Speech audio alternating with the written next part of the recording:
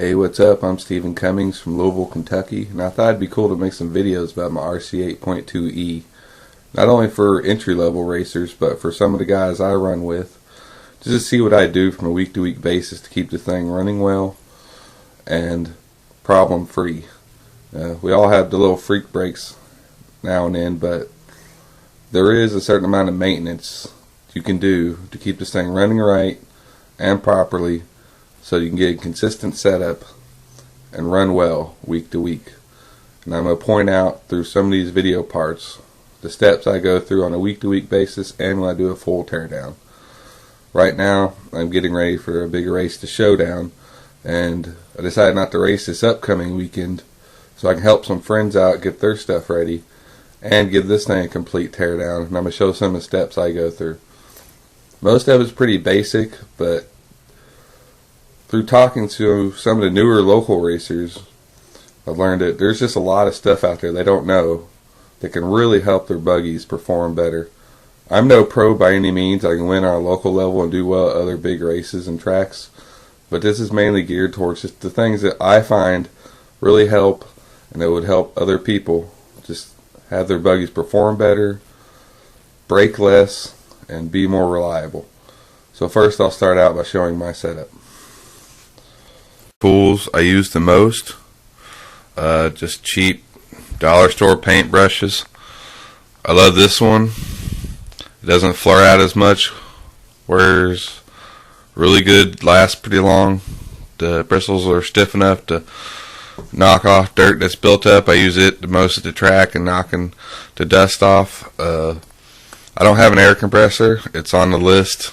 I have a few friends at the track that have them. I use it the most, but that's great for just passing time and knocking dust off between rounds. Just no low-C 4-way for the wheels, toothbrush for cleaning parts. My Allen wrenches, really nothing great. Couple dynamite, couple associated. My pick for the dirt that gets in the chassis screws, and needle nose for the diffs. You don't need a whole lot of tools with this model on the RC8.2e.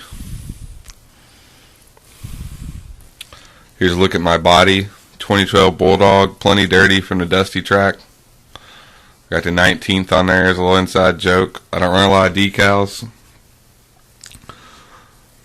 mainly because I'm not really big on free advertising. I represent my track and the hobby shop I help out. They help me out a lot. If it wasn't for them, I probably wouldn't be racing. SRI Raceway and Scale Reproductions hobby shop in Louisville, Kentucky. I run plenty of ventilation through this body. It's great. Got these holes in the front, more vent holes in the back. You can see this one's wearing pretty good. That piece just now broke in the back. I think it's going to be getting close to getting a new body. I'll probably make it last the rest of the season up until the Showdown. Just a simple paint job. I do them myself, no airbrush, nothing like that. I'm not that great at it. Just something to look a little different than the rest. Blue shop towels, gotta have them. I'm going to be working with. It's what I run every week. It's the only class I run. It's 1/8 e-buggy. Wish I could run more, but it's a lot of money. The only thing odd that I think people might find odd on this is my two glitch busters I have wired in parallel. There's something left over from running a Savox servo and having a lot of brownout and glitch issues. I was able to trace that back to some broken parts in my speed control and just the Savox. I heard everything from just power hungry, they switch at a different frequency, and only high-end radios keep up with them. I don't know, but those are what solved the problem, and I just kind of stuck with them. Just, I guess, being overly cautious. Haven't had one problem out of the new high-tech 7955 servo. It's great, tons of power. I run the Tekin 1900 7-up. I love that motor. I run it big tracks, small tracks, great success. Plenty of torque, top end, everything. It can handle just about any gear you can throw at it. There's no need to run these 2650s or anything like that. Why have all that power when you can't use it? It's all about being smooth and getting from corner to corner and jump to jump without spinning your tires. If you're spinning tires, you're doing too much. Run the Kyosho light blue springs. The only real optional parts I have on here are these rear hubs. They have the extra mounting holes for the hinge pin and the camber links.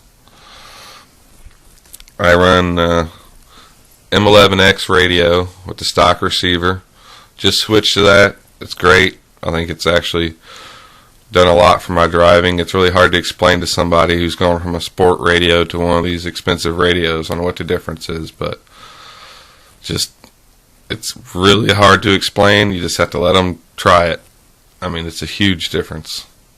You wouldn't think it would be. Everybody's like, oh, my radio, you can do this and that. It's got everything I need. No, you think you do until you move up to one of these top-end radios. I run the Dean's plug connections. I've had pretty good success with them. I've heard stuff about people melting them, stuff like that. Those people were probably also running like 6-cell and huge motors or not gearing right. As you can see, it's very, very dusty. I was at the track just the other day.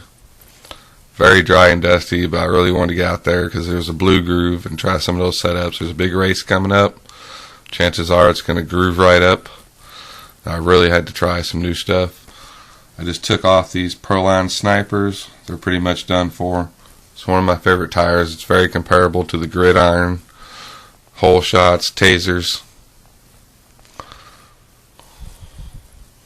Those are with the M3 compound. I try to stay away from the super soft stuff for the outdoor. Seems like we'd never have a cool sunny day for our track, or a cool cloudy day for our track. Temperatures are usually over 80 degrees, so super softs just kind of get greasy. I stick with the softs, something that'll kind of dig in a little more. But that's pretty much it. I'll be showing some video as I break this down, clean it, and when I hit spots that I really think someone could learn from. Talking about some tips with the center diff. I keep this pretty simple, but there are a few things. Some flaws with some of the housings. Just, I think, mold imperfections you can take care of that prevent leaking. One thing is I used a Mugen seal and not the little paper associated seals. It's a little thicker. I think it gives a lot better seal. It lasts longer. I've used this actual seal here several times. I'm going to use it again. It looks great. Sometimes I just flip them over, whatever. I've had very minimal leaking since I've started using it. Plus this one other trick. When they come from the factory, I don't know if they fixed this problem, but it's not a perfect edge around here, and there's one very easy thing you can do. If you have like a really flat surface, like prefer like glass, or if you want to be one of those people that has like a polished marble slab around, I've known people to have them. I wouldn't use like a countertop or anything like that. It needs to be like perfectly smooth. Use like 1000 grit or 1200 sandpaper because you're only taking a little bit off, but I'll show you a trick. I'll just get the end of this a little wet, put it on the sandpaper, go in a circle, change up your grip a few times, and just do that. You can start to see the high spots, the low spots. You just want to get to where it looks uniform, not a lot of pressure. Last thing you want to do is make this thing, uneven, because then you're going to have a wobbly diff, and that's not going to help anything. I just do that until it's smooth. I've already done this one, so I don't need to do much. I just wanted to show you that. Once you wipe it dry, you can tell you have a pretty uniform surface, no high spots. Alright, and I don't use the black grease. I use this synthetic, like all-purpose bearing grease. It's pretty good. I just put a little around this seal here, not too much, because you put too much, all it does is just attract dirt. I just make sure enough gets in that groove. Just use my finger, work it around. Put my bearing that I've already cleaned on the housing. Slide it right in. You kind of want to feel that little hesitation from that little seal on the end of the out drive, because that way you know that it's still tall enough to create a seal. I'll put a little bit of grease on my finger, put it on the O-ring so it'll stick to my finger, and then it helps lubricate it once it's in there. Put that on there. Do the same thing with this washer. I do it the blue side down.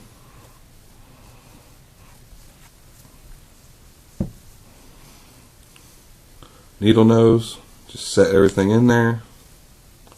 Take my pin and try to grab it as shallow as I can, because that really helps. Let's locate your hole. Slide it in there. Without needle nose, I don't know how anyone could do this. Alright, and then for the fluid, I go ahead and add a little bit. Right now I've been trying a lot of setups with 7,000. I think it's been calming my car down a little bit with the slick conditions. I'll put a little bit in there. Put your sun gear. Make sure it gets lined up with that pin. Pops down in there. And the reason I put a little bit of fluid in there first, it pushes out any air that would get stuck under it. With this fluid being so thick, it takes forever for the bubbles to rise. Put a little more fluid.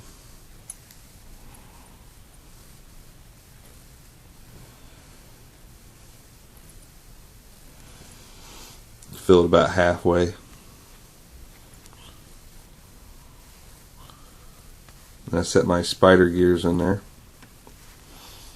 Set this one in there so that little notch is facing up. Set it in there, and then the opposite with the top one, notch facing down. It's good if you get them orientated first, so you're not sitting there trying to work them around and getting silicone everywhere. It's like syrup. Push them down into the fluid. Then I don't completely top it off. I just add it until it's just above these edges of these spider gears.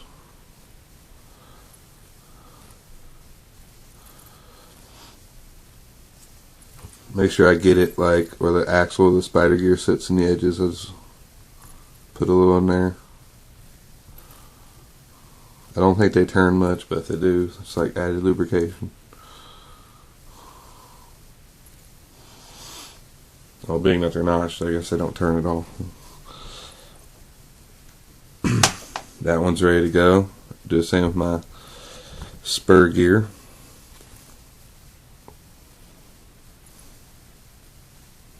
Just work a little grease into that little groove where the seal sits. Again, not too much, because all it does is just push out and you get a huge glob of dirt after 2 laps sitting there grinding on your out drives and seals. Put my bearing on there. Push that in there. A little grease on my finger. Pick up the O-ring.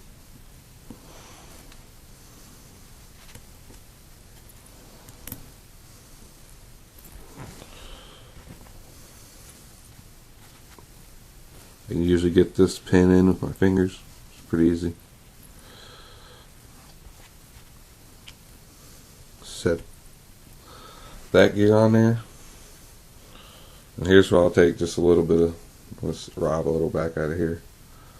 And I'll set it where that, I'll put a little fluid where that seal is going to go so it'll just have something to grip onto. It's not falling off.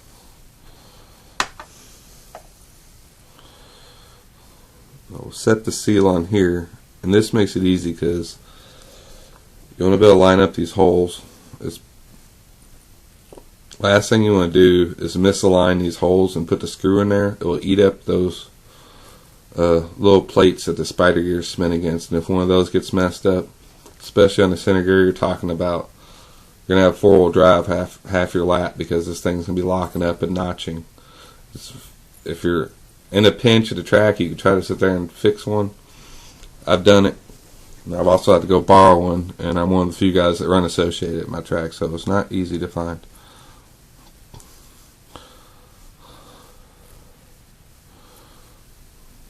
but with that seal on there is a lot easier to line up the hole. I'll kind of hold it together with my finger, turn it, make sure it's lined up.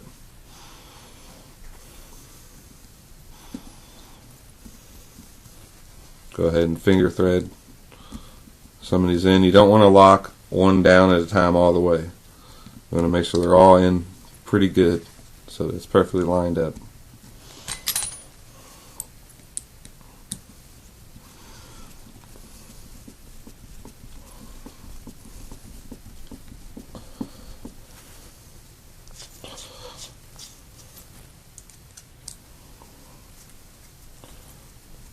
I'll get them all pretty snug. I won't tighten them all right away. I'll make sure they all get to just almost snug and then move on to the next one. I kind of compare it to tightening a wheel on a car. You don't want to just go around in the pattern. You want to make sure they seat properly. So I'll do the screw across from the one I just did next, just to make sure I'm getting a good seat against that seal.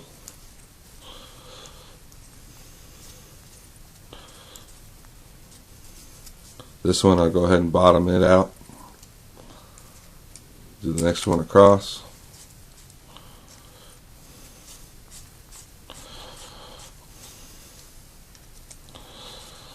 And then I just get it to where they stop and give each one just a little extra quarter to half turn. And that's it. You don't want to over tighten your center diff. It will warp your spur gear and cause even more leaking problems. And once that spur gear is warped, because you won't realize it till it's too late and it's been sitting there tightened for, you know, a couple days, you're not going to unwarp it. It's new spur gear. Wipe off all the excess fluid.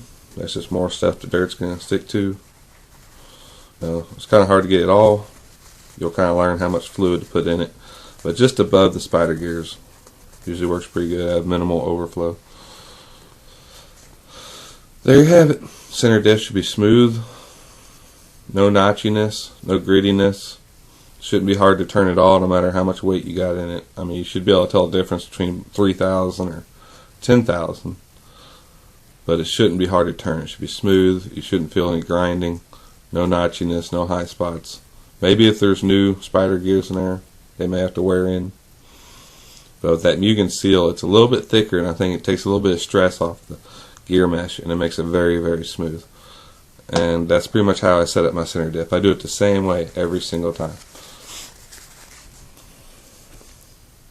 By the way, my next step is I'm going to completely tear down the car. I have a new chassis coming at the end of the week.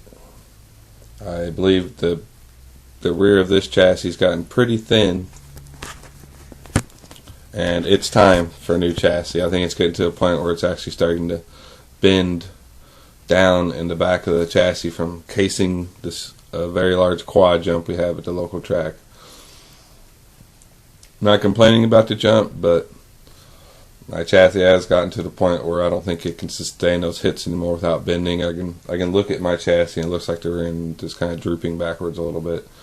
Hopefully I haven't overcompensated my setup too much for it. I'll probably put the new chassis on and be a little bit lost for a few batteries. But I'm pretty optimistic that it's going to be a big change putting a new chassis back on. Chassis flex is huge in your handling, and this one has quite a bit right now, and it's been wearing on my gearboxes where the braces mount. Alright, this will probably be the end of this video segment until I get this thing torn down and show more stuff as I put it back together and messing with the front and rear diffs.